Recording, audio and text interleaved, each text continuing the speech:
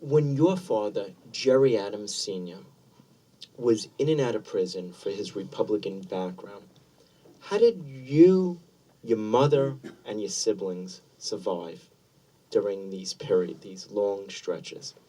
Well, he wasn't in prison when I was a child. He was in prison before he married my mother. Uh, and to tell you the truth, I wasn't really that conscious of the republicanism within my own family, which was both my mother's family and my father's family. I wasn't really conscious of that until I started on a journey to read and to learn about what was uh, going on. Uh, a lot of men were interned without trial in August 1971, and my father was one of those. And I remember actually I was in Spring Hill, the estate that I mentioned earlier, when internment happened, and I was able to watch the raid in my own house from the neighbouring estate. That was the last time my mother lived in that home.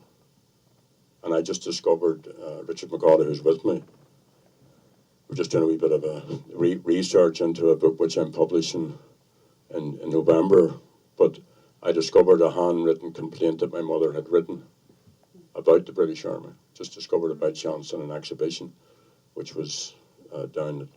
I recognised her handwriting. I was looking at this exhibition, and she complained that the British Army occupied her home, expelled her and my younger brothers and sisters from the home, racked the place, urinated on the beds and the wardrobes, pulled in the ceiling, stole some artifacts, stole our dog, which was a German Shepherd dog, and then drove a big Saracen tank up and against the house, so that between the sort of the Gerry built structure, which wasn't a good structure anyway, and the hammering it got from the armoured car, the house no longer is there. The house has vanished, and my mother's dead since, but she always said that was the place that she knew as home.